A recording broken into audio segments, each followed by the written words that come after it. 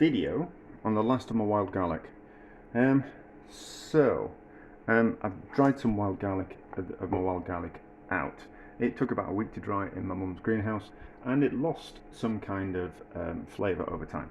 So I was kind of thinking, was that down to the length that it was drying? And I kind of thought, well, if we could speed that process up, it would, we'd be able to compare it. But this garlic's getting a bit long in the tooth, and I was going to dry it out at work while I was at work while the hot cupboard was on, but I've got other things. I'm too busy to be faffing around with that at work. I was chatting to a friend, and she'd watched the video on the drying of the wild garlic. So I kind of thought, what I said to her was, cook it like spinach, and then squeeze the excess water out of it, and then freeze it, and then you'll have wild garlic all year round, and it'll be like those little balls of spinach that you can buy, that are frozen spinach, that you just simply like defrost them or throw them into things. So this wild garlic's probably better suited to that. It's a little bit long in the tooth, so it starts to go a bit pitted and that around the outside. So those are useless, but those, I've been through the rest of it, and those are okay. So we're going to cook those, and then what I also did with the wild garlic was I collected the seed pods, and I was left with all these long stalks. So I was kind of thinking, are these edible? Because those stalks are. So are these stalks? So I collected them, and then so let's taste them. Let's get a knife. Pair of scissors do. And if they're edible, if they're alright, let's cook them and see what they're like. It seems we're cooking that anyway. We might as well wash those and chop these, and see what it turns out like. So we'll just snip that end off, because that's just a little bit woody. So it might be a bit fibrous, so I'm going to cut it up. We'll just see, won't we? We can just split it. It's quite fibrous, but we can get, yeah, it's quite fibrous. But we can get around that by just chopping it smaller. So let's get a bit that wasn't woody. So let's just taste that. Oh, I'm going to sneeze. No, I'm not. So let's taste that. It's alright. It's alright. Let's wash it, chop it, cook it, see what happens. If I'm dirtying a pan to cook that spinach, we might as well dirty a pan to cook those stalks, and see how they turn out. So I'm not going to chop it and then wash it, because that'll wash the flavour away from it. So I'm going to wash it and then chop it, because if I was to chop it and then wash it, the water that I use to wash it will leach out all that garlicky flavour, which is kind of what we want it for. And if it turns out it's alright, we'll freeze it, and we'll use it a bit like wild greens. So we've washed, we've chopped, and started to cook, and they've got a lovely colour. They're like little jewels.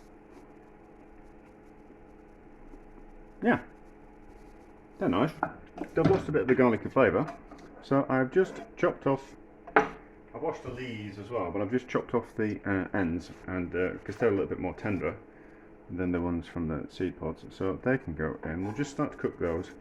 I'm not going to put any salt in, I don't think, or any oil or anything like that, because I'm just going to cook them like wild greens, and then I'm going to freeze them, and then when I want some wild greens for something, so if I'm making like a soup, or I'm wanting to make some kind of wild greens tart, I'll be able to put them in, and they'll be able to add some kind of bit of extra flavour. So we'll saute those. It's just all I'm basically doing is it's the steam from the water that was already left on them. So that'll cook down. So it's just cooking like spinach, and then with the leaves, I think what we'll do is we'll just cut them down like that, and then these will take seconds to cook. So, but just as they're about ready, we'll throw these in. Don't need those bits in. And then we'll put them on we'll cook them quite a quick cook, and then we'll put them on a tray to cool down quickly, and then we'll freeze them like that. I don't think I'm going to squeeze a liquid out to freeze them. I think I'm going to leave the liquid in, and then we can decide what we want to do with the liquid, because the freezing process will draw out more liquid anyway, so they're going to be wet when they come out of the freezer anyway. So I think, and we might be able to do something with that water, depending on the kind of soup. So that water that we're going to squeeze out of these, if we were to make a turn the wild garlic into a soup, I'd want that liquid that we'd squeezed out of them before we froze them. So because that would go into the soup and that would kind of flavour. So essentially we're removing liquid, but we're also kind of removing flavour as well. So I'm not going to squeeze out the excess juice from the wild garlic, because I don't know exactly what I'm going to do with it. So if I was to make a tart, like a wild green tart, like one of those Greek ones that put in cheese and onions and herbs and things, I'd squeeze out the excess moisture from that.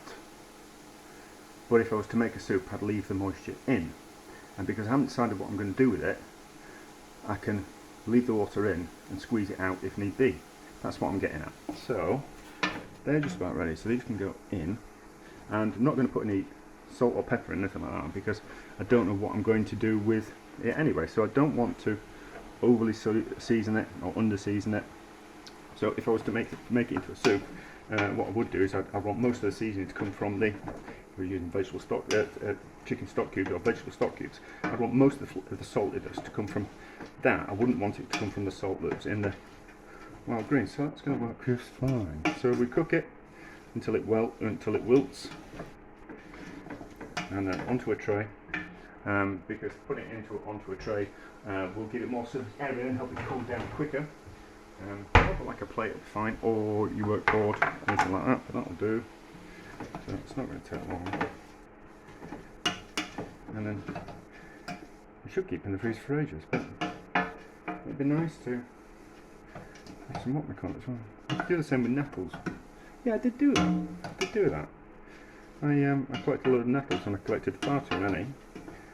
So I cooked them like this and then froze them, and then used them in a wild greens, I think I used them in soup and in a wild greens tart as well. It's very nice. It's one of those things, as you get older, you appreciate bitter greens more than you do when you were a kid, which is an interesting conversation I had with a friend about people who didn't like certain foods, and was it like obviously as you get a little bit older, your palate changes. You know, you tend to like different things as you get older. Like kids don't. Like the first time I tasted lager or whiskey, didn't really like it. Now, you know, I rather quite like it. So it's that type of thing. So that's cooked. That's out of the way. Onto a tray. Do it the other way around. Onto a tray, so it'll cool down quicker because it'll get rid of that residual heat in the pan. And then when it's cool, into a container, into the freezer, and we can use that for something in the future. Or we can just leave it in the freezer and then throw it away next year. Or think, oh, I really should do something with that. Which is something interesting within itself, isn't it? So I always kind of like argue that sometimes I'll pull things out of the freezer and think of things to do with them. So I did have a lot of different types of bits of pork. I had a bit of cooked pork, and I had some bacon in the fridge that wasn't really kind of doing much, and a bit of ham and all different kinds of things. And I kind of thought, well, what we'll do is we'll turn them into like a bit of a mix and match meatballs, and they were delicious. So sometimes it's good to have a clear out the freezer and find something interesting. But anyway, so that'll cool down into a container, into the freezer, and at some point we'll use it for something.